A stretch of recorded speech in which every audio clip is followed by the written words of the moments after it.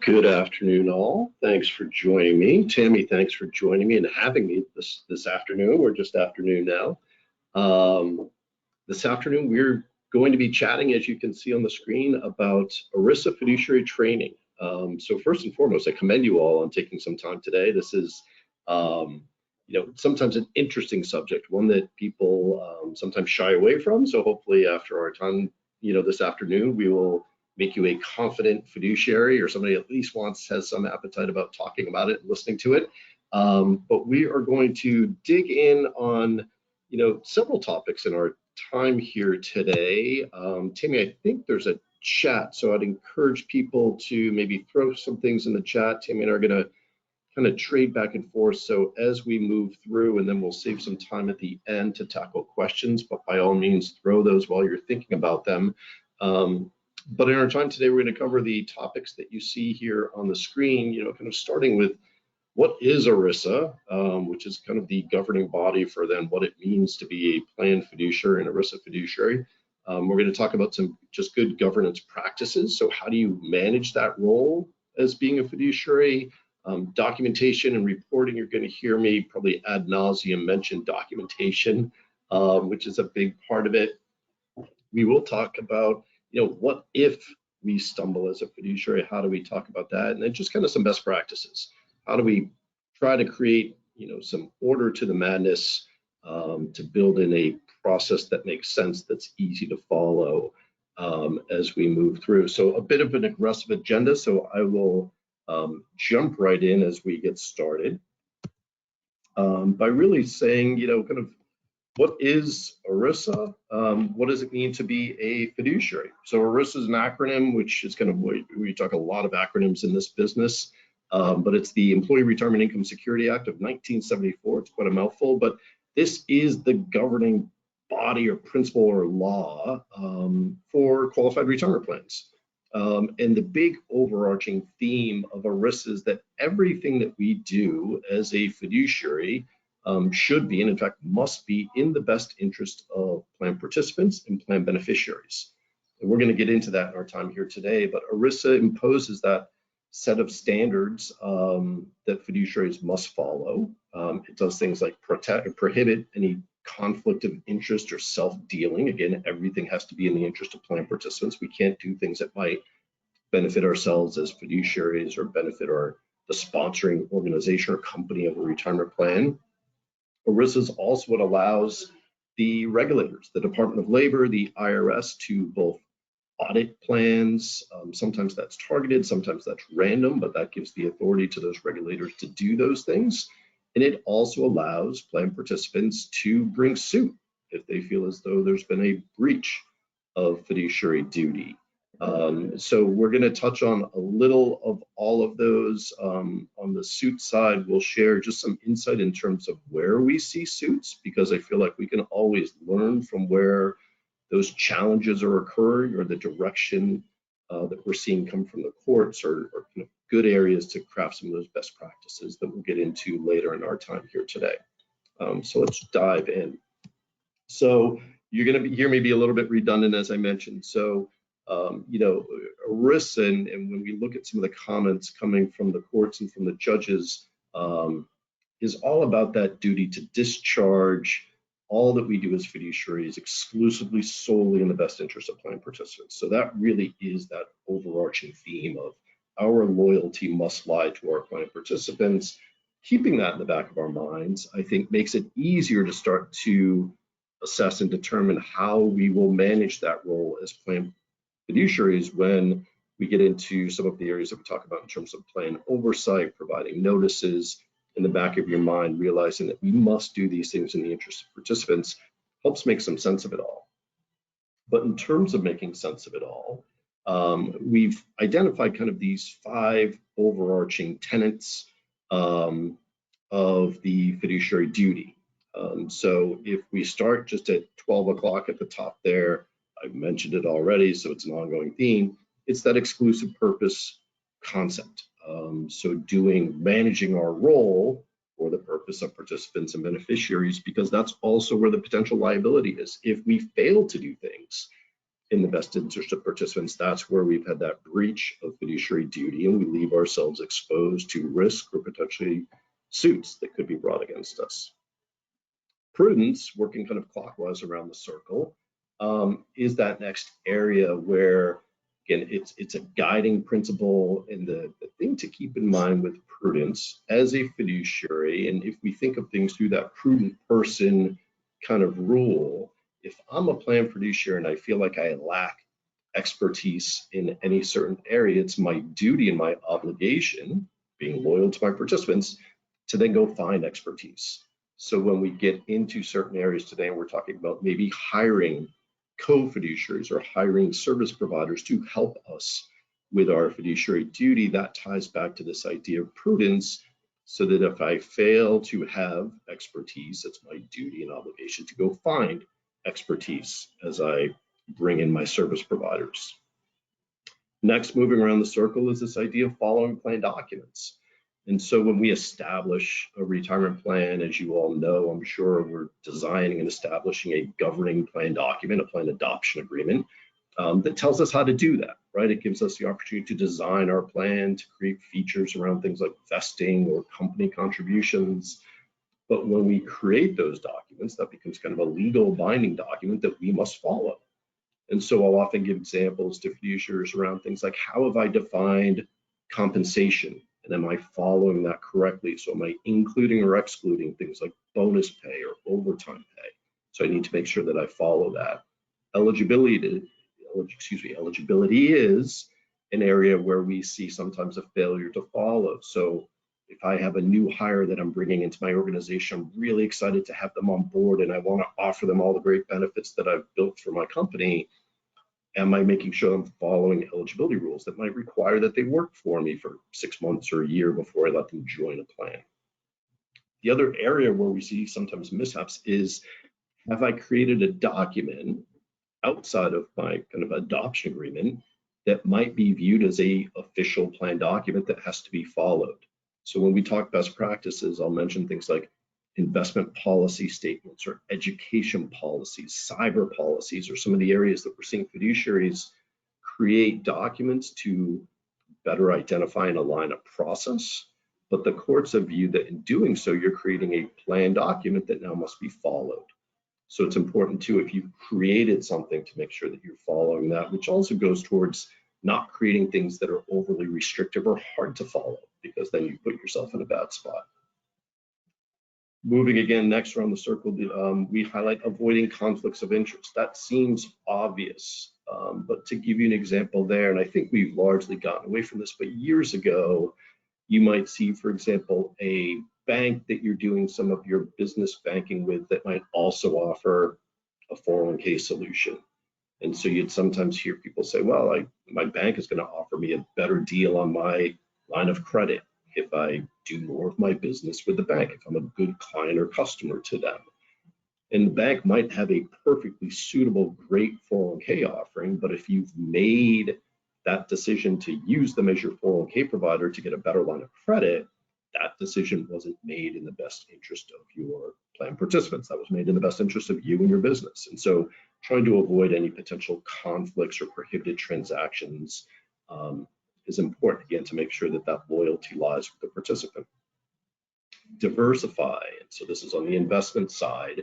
We'll talk about this a little bit later too, but it's important to offer a diverse set of choices to your plan participants so that each individual person can decide how do they want to build their investment portfolio as they plan and save for their retirement. So making sure, and again, we'll revisit that a little bit later, we're offering a lot of diversity and choice. And then all of this begs the question of, well, who is a fiduciary? And the obvious and the first that we highlight is you're a fiduciary if you're named as one, right? So in your plan documents, when you establish your plan, every plan is required to name at least one fiduciary. So you're a fiduciary if you're named as a fiduciary. The second bullet or aspect that I mentioned is you're also a fiduciary if you function as one. And this is important for folks to understand because sometimes people don't realize they're a fiduciary. There's actually a study done years ago by an investment firm that pre-qualified the participants in their survey. So they surveyed people that were determined to be fiduciaries, but they asked, are you a fiduciary? And there was a significant number of respondents that said no, or I don't know, even though they were pre-qualified and determined to in fact be fiduciaries. And so oftentimes those are people that are doing fiduciary functions, but don't realize that in doing so, you are becoming a fiduciary. So those are folks that have discretion over how the plan is administered, or they have discretion over the plan investments and the plan assets, or they're providing service like investment advice, as an example, for a fee. If you are doing these things, you are likely making yourselves a functional fiduciary, while not a named fiduciary, but you still have that overarching duty under ERISA to then act as a fiduciary. And it's equally important to understand who's not a fiduciary. So oftentimes some of your service providers, particularly we highlight record keepers, third-party administrators who are providing an administrative service or access to websites or 800 lines, those people typically are not fiduciaries. It's important to understand that as well. So you might think that, well, they're so involved in my plan, and they are, but they're not always performing a fiduciary function. So important to know who is and who isn't. To add a little bit more color to that, we identify some things that are fiduciary functions and those that are not, but all plan related. So starting, we have these things that are considered settler functions. So some examples, the day that I decide to maybe start offering a retirement plan for my business, as I work through that process of deciding to offer a plan, I give some consideration to how do I want to design it, or maybe I'm making a decision to terminate a plan. So those are plan functions certainly, but considered settler functions, and they're considered non-fiduciary functions. So those are more so business decisions, not necessarily fiduciary decisions. Where we start trending into fiduciary decisions is making plan decisions once that plan's been established, once that plan's been designed, as I start to follow and implement those design. If I'm selecting hiring service providers as a fiduciary decision, if I'm offering and making decisions around investment offerings and selections, fiduciary decisions, and there's an ongoing duty to monitor my plan, monitor my service providers, monitor my investments, my fees. These are all things that we'll talk about, but those are absolutely fiduciary acts, and that's where you may be functioning as a fiduciary for providing these services. And then on the other side, there's kind of these ministerial services, and I mentioned oftentimes third-party administrators, record keepers aren't necessarily fiduciaries or acting as fiduciaries, but they are frequently providing these ministerial services. So following, for example, the terms of a plan document in terms of calculating eligibility, remitting contributions, maintaining records, helping in sometimes preparing government reportings, 5500s. I might help in those things, but those don't necessarily make me a fiduciary to the plan. And then again, I mentioned kind of checklist. How do I bring some sense to all of these things that might be on my plate as a plan administrator or plan fiduciary? We start to build out some checklists just to make some sense of it. So all of you will have access to this presentation following our time here today. And this is an area where a lot of people might kind of keep this for their records to kind of think through, what is it that I'm doing? And is this a fiduciary function, a settler function, a ministerial function? But just to have a sense of who is it that's providing a service or helping me in the administration of this plan, and what hat or what role do they play? And then there's a lot of areas that are just overlooked. So if we think about hiring service providers in particular, some seem obvious that, okay, as a plan fiduciary, I'm going to hire this service provider, but part of your role as fiduciary is doing some due diligence in that selection, hiring, and even maintaining process.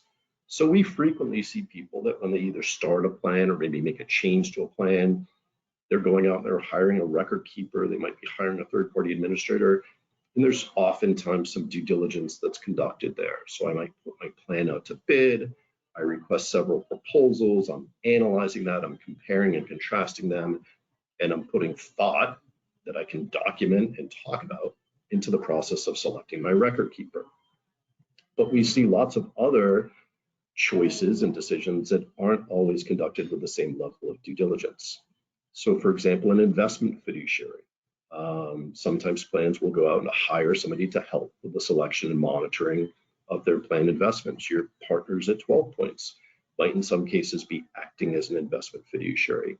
And here again, in hiring that service provider, that's a fiduciary act. So it's important that we make sure that we're thoughtful in assessing and making decisions about who is going to be my investment fiduciary, both at that point of engagement, but also on an ongoing basis.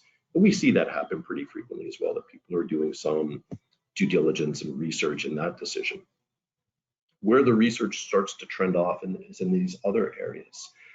So there's something called an advised or advisor managed account, or just simply a managed account provider. But this might be a service that maybe your record keeper is offering as kind of an ancillary service that's available. So if you have or offer a managed account service to your plan participants, which is somebody that will come in and help them build and construct their investment portfolio, did you do due diligence in hiring that service provider? Because they are providing a service, and they are providing a service for a fee, which means you must conduct due diligence there.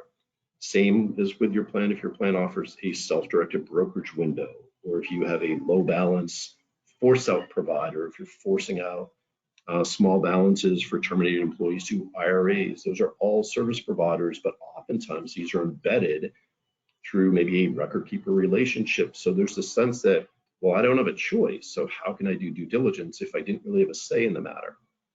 And ERISA actually doesn't absolve you of doing due diligence just because your choices may be limited, but you could still go out and look at what's available in the marketplace. What are the fees associated with those services? How do their services differ? So that you can show, if you were ever challenged, that you did due diligence. It was a documented, thoughtful process in engaging and hiring that service provider. Yeah, I think from our standpoint, that's pretty new. This isn't something, because you're right. Certain providers, you don't have an option. If you want self-directed brokerage, your only option is Schwab. So I think this is something that we'll have to definitely look in from our point of view too when we're doing other due diligence. So I just wanted to point that out. I think those couple IRA providers and the brokerage accounts are a big one for us to then start adding to what we review. Because I was personally not aware of that either, because you're right, we never get a choice. They tell us who their IRA provider is. And even if we said we wanted to use somebody else, it wouldn't be an option. So, so that's just something I think it's good for us to know, to document on our side too when we're looking at providers. Yeah, and the idea that it's new is you're spot on. I think a lot of providers are trying to bring more value to their clients and bring more services, but sometimes in doing so, they're stumbling into these fiduciary selections and not necessarily mindful of that. And to that point, I guess, or to this point of making sense of all of this, one of the areas where we see some confusion in these terms that get thrown around is in this area of advice versus guidance. And I would say in the kind of the normal real worlds, these terms are frequently interchangeable, right? If you're seeking guidance from a friend or advice from a friend, I might use that word in the same way. But in the world of retirement plans, in the view, in the eyes of regulators, these are very different terms. So I like to highlight these when I talk about fiduciary duty with folks. So on the left-hand side, this idea of guidance, I can provide guidance to a plan participant, for example, around their investment selection or portfolio, and not necessarily be a fiduciary. But in the world of retirement, guidance is more so interchangeable with education. I can talk to somebody about asset classes broadly. What's a large cap stock fund versus a small cap stock fund? Or what's the difference in risk tolerance when it comes to being a conservative, moderate, or aggressive investor? Or if I offer you a risk profile questionnaire, giving some direction on what might somebody in your situation do, is all guidance, but that doesn't necessarily make me a fiduciary. Contrast that with this idea of advice. Now, if I'm providing advice in the world of retirement to a plan participant when it comes to investments, I'm being very specific. I'm going to say, okay, Tammy, I think based on what I've learned about you and what you've told me, you should invest, 10% of your portfolio in Fund A, 5% in Fund B, 5% in Fund C, etc. Oftentimes, I'm also providing this advice for a fee. So when I'm trending or just outright stepping into the world of advice and advice for a fee, I am now a fiduciary to that plan. So it's important, again, to understand the difference, but also, am I straying into an area where I'm not functioning as a fiduciary, whether or not I intended to? And oftentimes it's that advice versus guidance piece. And this one's really important for us, right? Acting as the fiduciary on all of our plans, super important, guys. This is why we always say, please don't talk to your participants about their funds, what they're, want to be in. This is why this is super important for you guys to understand why we say that, and why we always say, hey, make sure that they're talking to one of our representatives. This is not an area we want you guys to, step your toes into and then all of a sudden be somewhere where you shouldn't be, because we do act as the fiduciary on all of our plans from that perspective. So we're able to help them in this arena and completely keep you guys out of it. So I include this just because, again, we're learning frequently, but one of the ways that we learn is kind of hearing and seeing what's coming out of the courts. And so just, this was a quote from a judge on a case where just reminding this, that a fiduciary shall discharge his duties with the care, skill, prudence, and diligence of that of a prudent person would use, right? So we talked about that earlier on kind of that wheel of fiduciary tenets, that it's, if I lack expertise, it's my duty to go out and find it or hire it. And to Tammy's point too, that I shouldn't necessarily put myself in a position where I'm straying into areas where I shouldn't, because I don't want to put myself in the position of being an expert or being a fiduciary if I'm not meant to be. And then the important thing that I remind folks too, and not a scare tactic, just a reality, is that breaches of fiduciary duties can be pretty serious, and they can bring both civil liability as well as criminal liability. And so that's where we're seeing in kind of the larger end of retirement plans. So really the big businesses, we're seeing suits both against corporations, universities, various organizations around these alleged breaches of fiduciary duty. So there can be personal exposure, sometimes if you're a fiduciary, in terms of making whole a plan or a plan participant, and there certainly can be fines and penalties, but in extreme cases, there can be criminal liability. So we thankfully don't see this often, both because we're thankfully not seeing extreme breaches of fiduciary duty.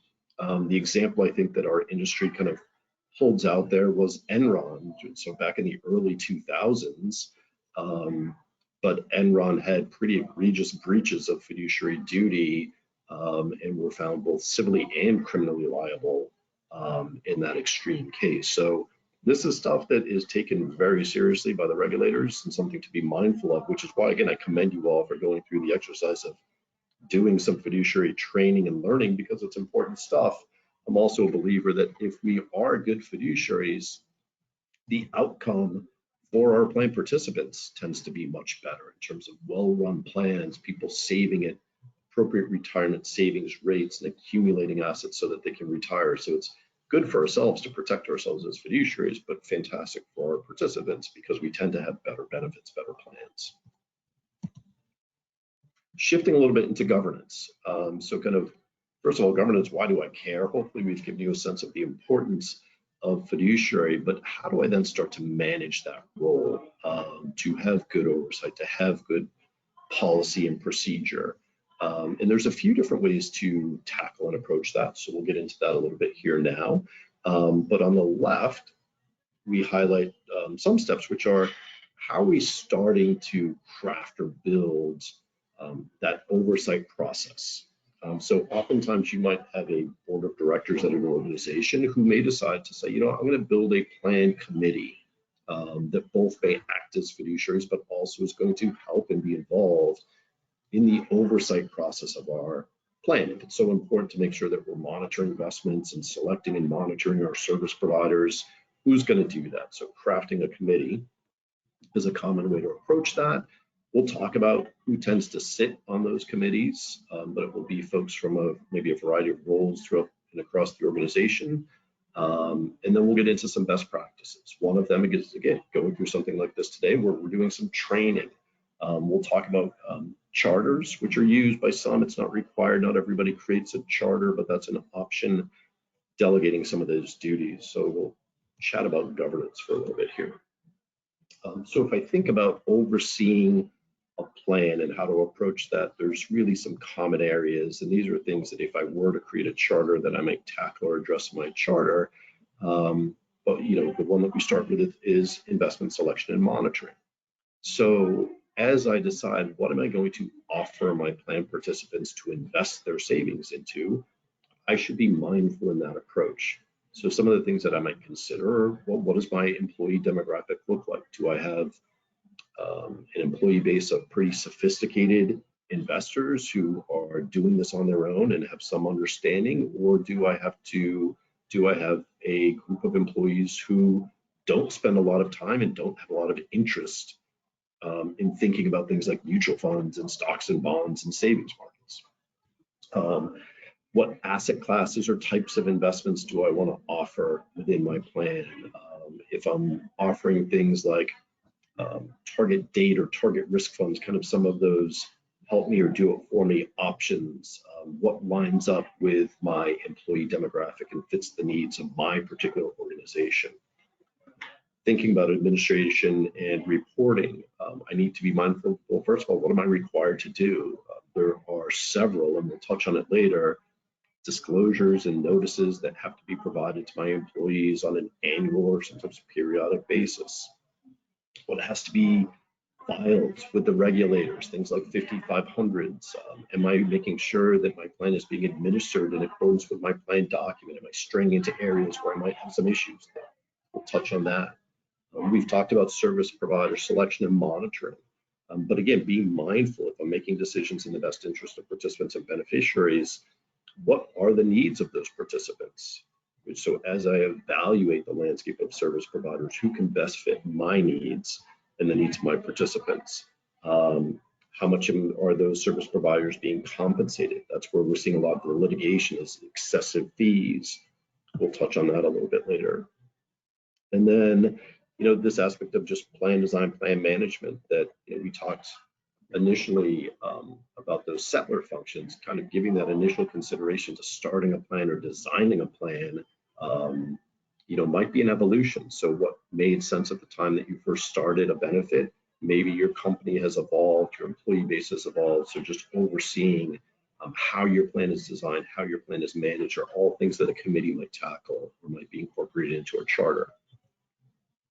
And I know each of these will probably touch on a little bit further down too, but each of those things is just something that I wanted to reiterate. Obviously, we have the policies in place. We're the ones kind of monitoring the funds for you guys, but we do follow the same kind of prudent rules when we're looking at all of these. And then in addition, if any of you guys have had singular one-on-one conversations with me, you know, I'm always the one really harping on documentation of all of your internal processes. We're always kind of double checking with each other, making sure that you guys are following the terms of your plan. All of those conversations, this is exactly why, right? It's because we kind of know that we're being watched and governed, and we want to be able to kind of prove what we've done together as a committee, right? So just to kind of, you know, reaffirm all of the conversations we've probably already had in our semi-annual meetings, but just to Rob's documentation here, this is exactly why. Yeah, why, you know, why we have those ongoing conversations. We want to know your people. You know, this is why we offer education. We want to know what's happening on a company perspective, and, you know, why we ask these ongoing questions all the time, just to kind of make sure we're on the same page. And again, we kind of make sure your plan's running clean.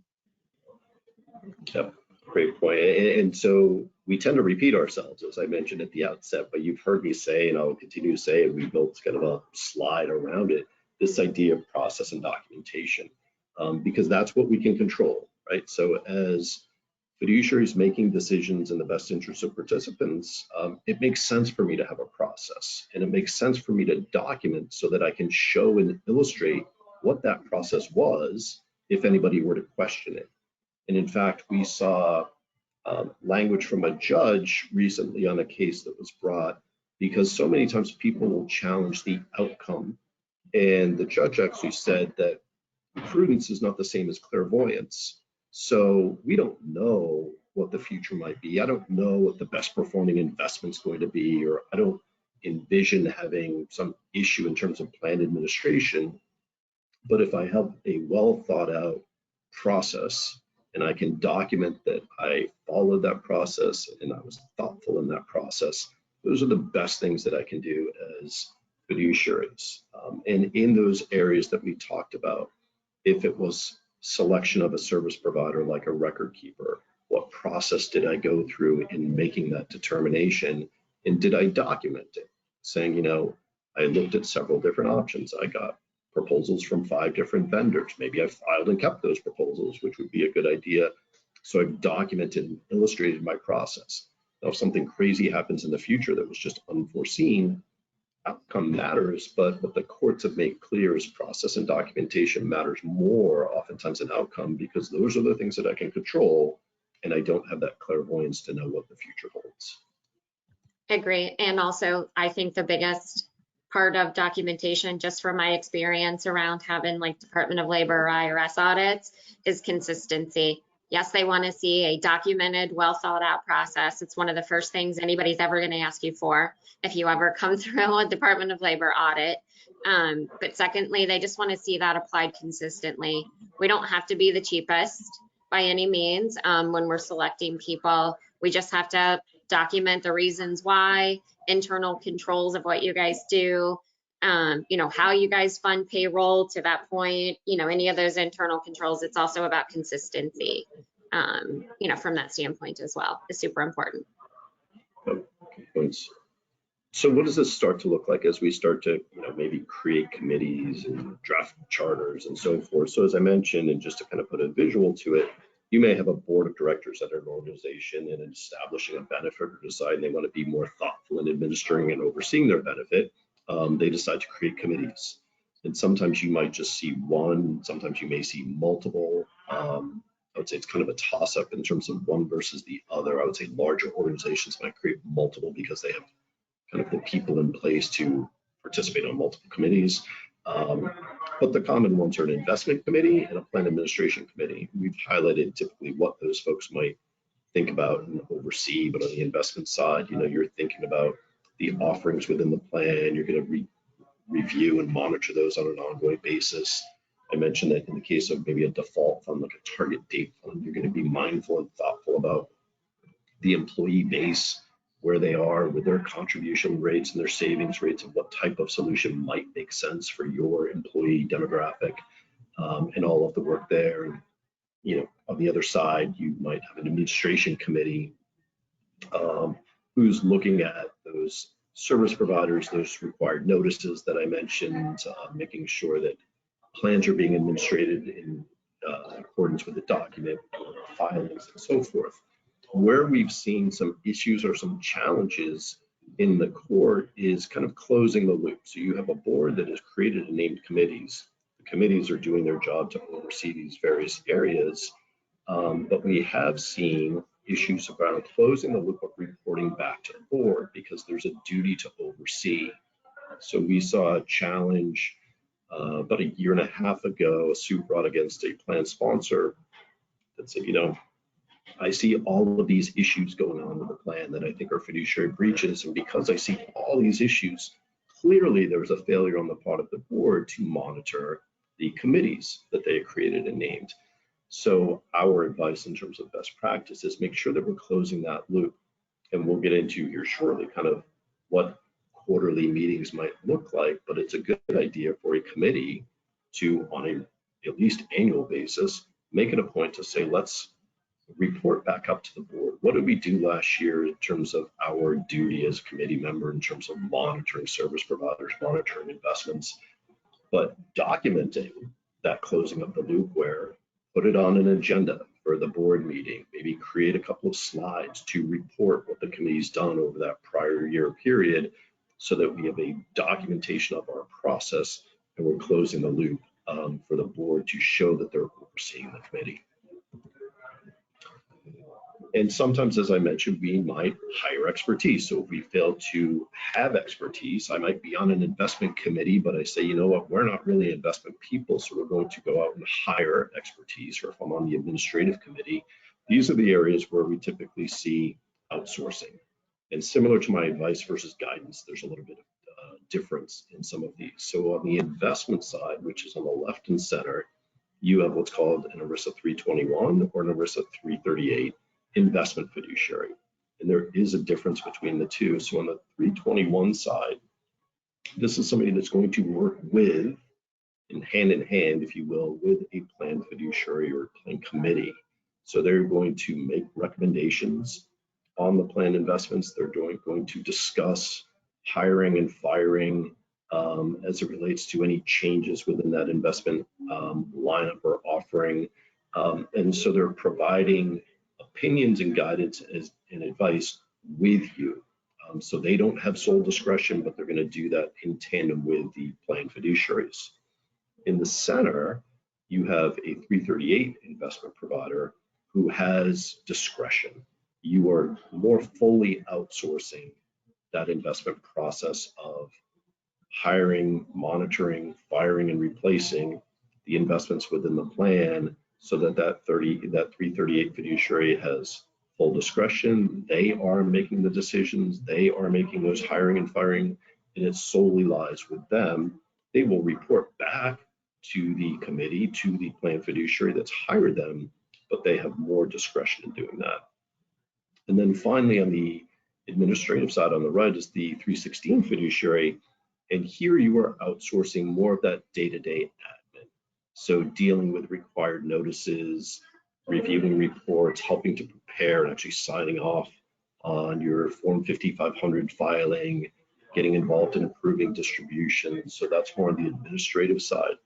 What I remind fiduciaries is that while you can hire and outsource fiduciary duties in these areas, you can't fully give it away. So what you are left with, and I've mentioned it before, is that duty to monitor and oversee. So when I hire a 321 or a 338 or a 316, I still need to make sure that I am continuing to oversee that individual or that group to make sure that they are meeting the needs of my plan and my plan participants, assessing fees that are reasonable, and continue to make sense based on the services they're providing. And just a reminder on that side, we do act as 338 on our plans. So we are that full fiduciary when it comes to the investments and the education of participants. Just as a reminder there, that's how we at 12 points actually are assigned. So, and we do actually do the monitoring of the fees in the plan as well. As you guys know, on committee meetings, this is something we bring up almost every time, not just the investment monitoring, but we're benchmarking fees. And also a reminder, we benchmark ourselves too. We benchmark our own fees against other advisors, just so we know we're also in line. So, just a few reminders of the service that we already provide, just that we're that full 338 there. And I mentioned earlier, this idea of charters. I would say you're not required to have a charter. Plenty do, plenty don't. But here's just kind of a simple overview of what that might look like, or how they tend to be structured. So you kind of have this purpose statement. Your board decides that, yes, we're going to do this. We're going to create committees, and they're going to provide some color around how that process is going to work, who's going to be on them. You'll create, obviously, a chartered document detailing members, our agendas, meetings, keeping reports. We're going to get into all of this a little bit later. And then just this idea of how many committees might I decide to create? Am I going to have one that oversees all aspects of the plan? Am I going to break things out into investment versus administration? And if I'm doing that, just providing some color around what those committee members are going to be doing as part of that committee. So there's just some guidance around this idea of a charter. If I create, or when we create committees, Willis Towers Watson did a study a few years back looking at what individuals or what titles tend to be on those committees. And this probably doesn't come as a surprise, but usually if you have a head of HR, that's probably the most common member of a plan oversight committee, followed by your chief financial officer. A couple of things that I highlight here are maybe surprises to some folks, or just areas where people hadn't thought about, the other side of the coin, if you will. But one being in-house legal counsel. So if you have in-house legal counsel, as you can see, it's not uncommon for counsel to be on a committee. The difference between the dark blue and the light blue is whether you have one committee or multiple committees. So, you know, just over 20% of the time you have legal counsel on the committee. The, I guess, area of caution that we point out is if you have legal on a committee as a voting member and they're fully participating, if suit were to be brought up against your plan, the committee is likely and almost always going to be named in that suit.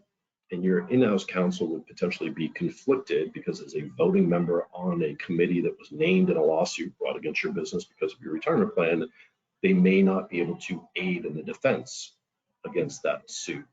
So if you want to have legal involved, you might have them kind of sit in on meetings, you might have them on a committee but not be a voting member. But we just highlight maybe where there could potentially be issues of having in-house counsel as a voting member on a plan committee. Similar with a CEO, as you can see, CEOs are on committees far less frequently, but where we've seen issues in the past is if your CEO is on the committee, particularly if you, for example, have company stock that's offered within the plan. So they may know something about, you know, potential bad news as it relates to your company. Is your company facing bankruptcy? Is something that's going to happen that's going to impair the stock?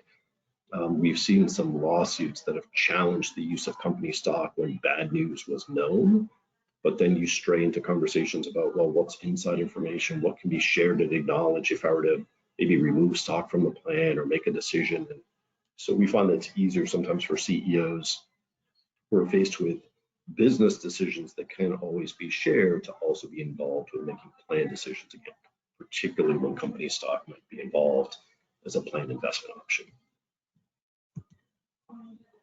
And I mentioned kind of this idea of process and documentation. So we think that a good way to meet both is through regular, ongoing, structured agendas for plan committees. So if you decide that we as a committee are going to meet quarterly, provide some ongoing kind of regularity to what those meetings might look like. So we give some examples. So for example, in first quarter, we might look at our service providers, review any issues, opportunities there, changes in the marketplace, which we'll give an example of shortly. I might review my investment policy statement if I have one. Maybe this is the time of year where I report back up to that board to close that loop that we talked about in the first quarter, talking about and giving a review of the prior year. Maybe in second quarter, I'm thinking participant communications. What do I need to put out to my participants? What might I want to put out to my participants in terms of just encouraging participation, higher savings rates, whatever might be relevant to your group. Q3, maybe I'm reviewing required disclosures. Maybe I'm looking at, my bonding requirements. I did my 5,500, or if I'm on extension, I'm getting ready to do my 5,500. I need to think, do I have the right fidelity bond in place? We'll touch on that later. And then maybe fourth quarter, I'm benchmarking and reviewing fees. Tammy mentioned that earlier. This idea of I need to make sure that my fees are reasonable, which doesn't mean the same thing as cheap, but maybe I'm looking at my service provider agreements. What services am I getting in relation to the fees that I'm paying? Maybe I do a periodic RFP, or request for proposal, where I'm seeking quotes from other record keepers, for example, as part of my due diligence process. But putting regularity, and then also it makes it easy to then document what I'm doing at each of those quarterly meetings. Yep, and we do our meetings as far as full committees twice a year, but we do monitor the funds quarterly. So the good news is we're right on cadence, guys, with what we need to be doing. Plus, we prepare the agendas, and I would say pretty much across the board, what you listed is what we think about every January. What are our committee meetings going to be for January? And then we do them again in July.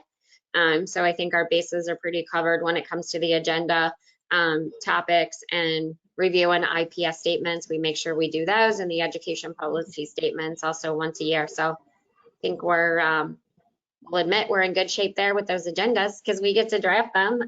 So I think we're in great shape there, guys. Awesome. And just to put a bow on that, the question that sometimes comes up is kind of this idea of meeting minutes. So you're telling me to document things. What should that look like? So minutes are important, documentation is important so that we can show what was done.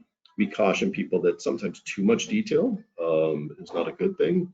So I guess good news for you that are named secretary to the committee and taking notes. That would be us, 338 over here. 12 points as the secretary. Yeah. And so the reason we just kind of caution or put that out there is, again, thinking through, well, the likelihood of you getting sued might be low. If you think about it, well, what if I were sued? What might be discoverable? Do I want these super detailed, granular notes from all of my meetings, or do I want to stay a little bit more high level, a little bit more directional, so that I can show that I have a proven process, but not get super in the weeds on every aspect that might have been discussed in a meeting? So just be mindful, kind of use some common sense. Yeah, absolutely correct. We actually really went through this due diligence too, Rob, from our standpoint, and have streamlined what we do put in minutes based on, how it used to look before.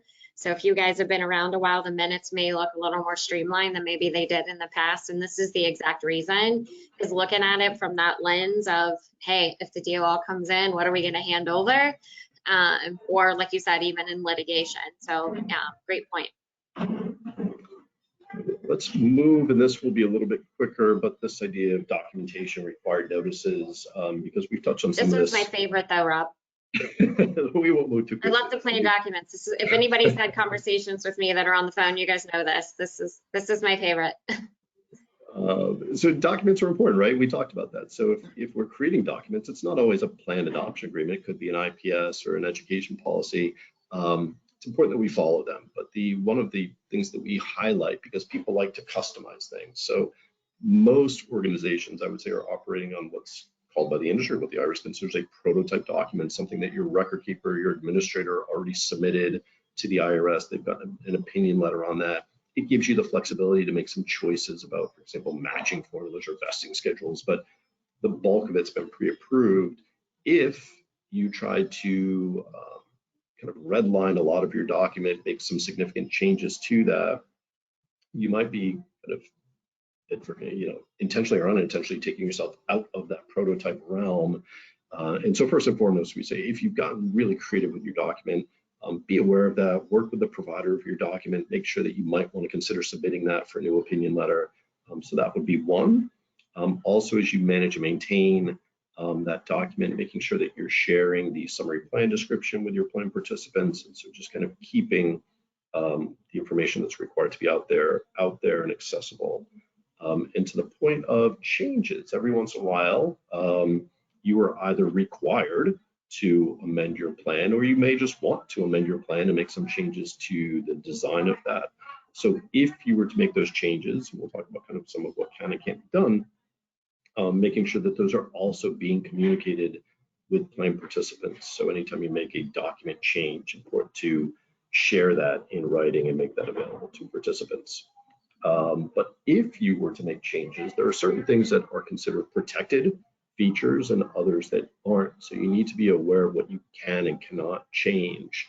And we highlight those on the screen, but when I think of protected benefits, really the easy way to think about it is I can't take away something that's kind of been earned already. So for example, if I were to try to change my vesting schedule and extend that beyond where it is today, I can't take vesting away from somebody that's already become fully vested in maybe a company contribution, or sometimes accessing their savings through distributions can't be changed. On the other hand, there are things that can be changed. So for example, loan policy, maybe my plan allows for multiple loans right now, and I want to only allow one loan, or I want to allow no loans. So I can make changes to something like that. Because it's not a protected benefit. So it's important, if you consider making changes to your plan, really work with your be your third-party administrators, your record keepers, whoever's providing that document, to make sure that that's an allowable change and that you're not trying to change a protected benefit. Yeah, and this is important too. This is why when we have conversations, if you guys do with me first before we go to the record keeper, this is the exercise or process and due diligence I go through to make sure that what you guys are looking to do, we can even do. But it's a great point. Yeah, we definitely have to, just certain rules we can't touch, so. Yeah. So here I won't spend time. I mentioned the presentation will be available. We've incorporated some checklists into that. This is one of those. So there are lots of notices that are required notices in terms of distributing to your plan participants. Here's a sampling of many of them. So it's nice to, again, I'm a fan of a checklist, maybe incorporating that into your quarterly committee meetings to make sure that you are providing the required notices to your employees. So nice to just kind of work through that. That'll be in there. Yeah, and from that, Rob, too, I mean, most of the providers do these for us from that standpoint, and they do distribute them. But I always like to caveat, it doesn't absolve you guys of the responsibility to make sure it's happening, which is why this is something that we look at towards the end of the year, right? Most of you, and make sure that they're on the docket to go out and that they did go out. So this is just, even though they do it, it doesn't absolve us from making sure that they went out. Great segue. So not only does it not absolve you from making sure they happen, but it also doesn't absolve you from making sure that they're correct, which brings me to our next slide. So some of those required notices are around fees. We've mentioned fees, and there's two different disclosures. So as fiduciaries at the plan level, you are provided with a fee disclosure called a 408B2 from your service providers. So you're getting those from your record keeper, your TPA from 12 points. In terms of what services are they providing, what fees are associated with those services. And that comes through that 408B2 disclosure that you receive as a plan fiduciary. As a fiduciary, you're required to provide disclosures to both your participants and to the regulators. And here again, oftentimes your record keeper may help, but it is your duty to make sure that the information that's provided is accurate. And we built this into our content because we have seen some lawsuits around inaccurate fee disclosure statements, which is a fiduciary breach. Right? And so while these are confusing, they're tedious, nobody really likes them, it's important to understand them and make sure that they're correct. So as you're preparing or more likely reviewing a 404A5, which is the participant level fee disclosure, making sure that those are correct. And that's where you're typically providing a list of the plan investments, the expenses associated with those investments, performance of those investments. So eyeballing that, working with the folks at 12 points to maybe prove that. And the same with the 5500, which is the report or the filing that goes to government agencies, but also has some fee disclosure information, the 5500. So making sure that while maybe your TPA is preparing that, you need to make sure that that information is correct.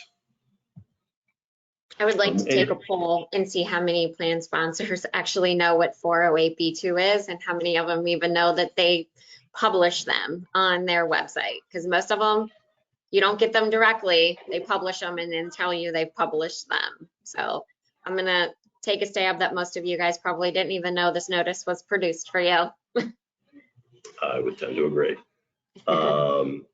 Sticking with my checklists. So here again, we've got one that I encourage you to maybe use it, but just being mindful again of thinking about fees, compensation that's being received by your service providers, how that compensation is happening. So is it a direct bill that the organization, the business, the company is paying? Is it being paid out of the plan assets? Of having an understanding of how that compensation works. So it looks like, and again, it's all about reasonableness, which I tend to hammer. So nothing in ERISA or the Department of Labor, the IRS says you need to have the cheapest thing available, but it has to be reasonable in relation to what you're getting. So I learned early on in my career that, fees, absent any other information, doesn't tell you a lot, but fees relative to the value of the services that you're getting starts to allow you to determine, is this worth it? So be kind of maybe creating some checklists as you evaluate your different providers, what they're providing, what they're charging for those services. And then a little bit more information. I mentioned some of it already. Tim, I agree with you. Most people haven't looked at these closely, don't understand or even know they exist.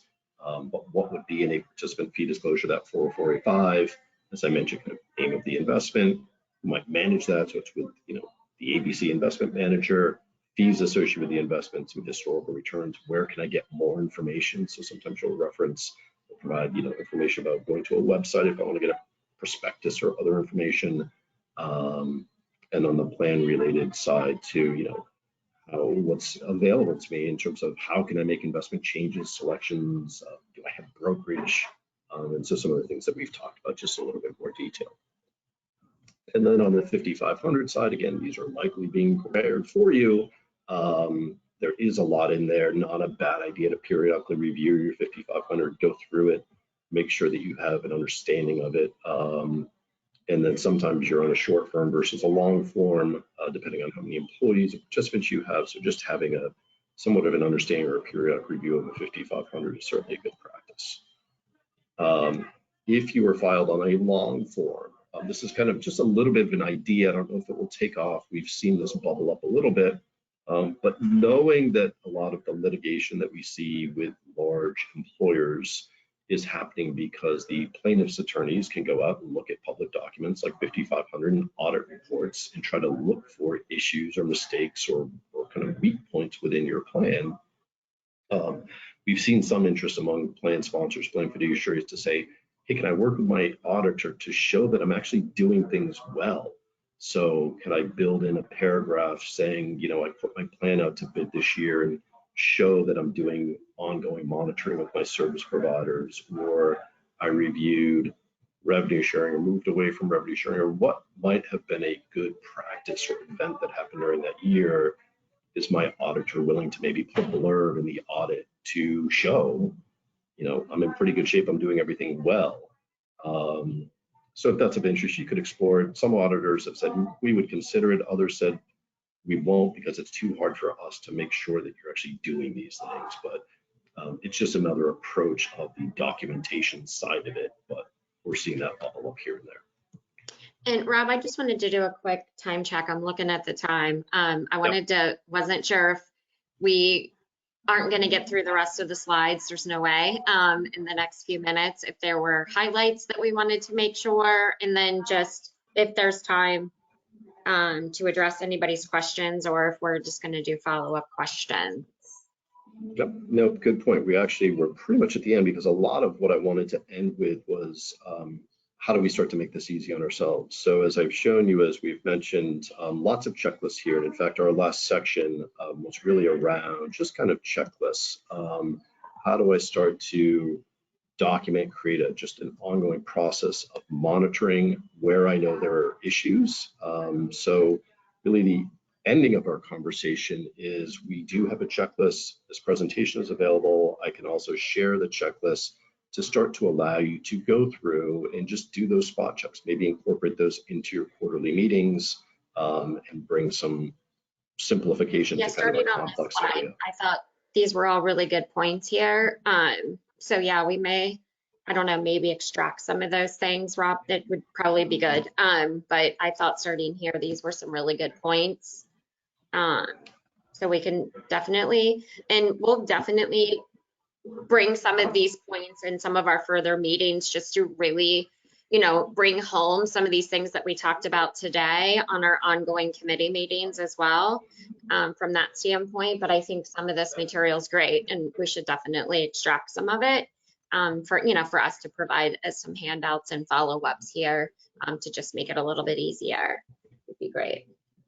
Yeah, so with that, I think, you know, we've got a minute or two left. I don't know if there are, I don't know how we might take questions, Sammy, maybe you do, but I don't know if there's a chat. In the chat. So I don't know, Jack, if you had any chat questions or not.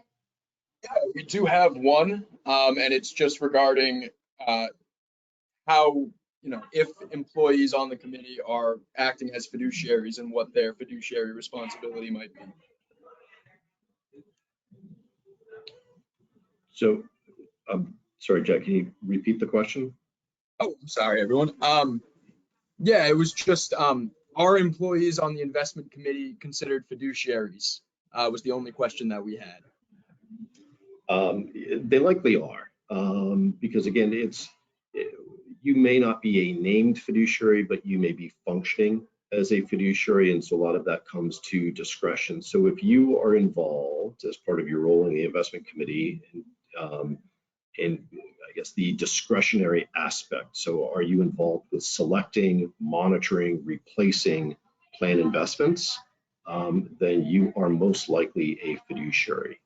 Now you may be receiving advice from another party, and so that would be going back to that 321 fiduciary, where there's somebody that's helping you, advising you, but you do still have a say in the matter, then yes, you are likely a fiduciary. If you've given it all away, then you're still likely a fiduciary, but your duty is to oversee that 338 fiduciary that you hired to make sure that they're continuing to make sense for the organization. Yeah, and that's most likely the case. Again, we act as 338. So from that, we are the fiduciary, but the committee does have the oversight to make sure we're doing what we say we're going to do. And that oversight comes from, us providing all of that quarterly documentation to them to make sure we're all on the same page. Awesome. Well, if there's nothing else in the chat, I will thank you all again for the time. Thank you for having me. I know we were offering SHRM CE credit, so if anybody needs that, you'll be getting a follow-up email with your certificate illustrating that you've completed the SHRM CE. And with that, I'll thank you again. Yeah, thanks everybody. This is the first of many to come on these plan sponsor education. So I'm really excited to start offering more to you guys as our plan sponsors. Thanks everybody. Take care.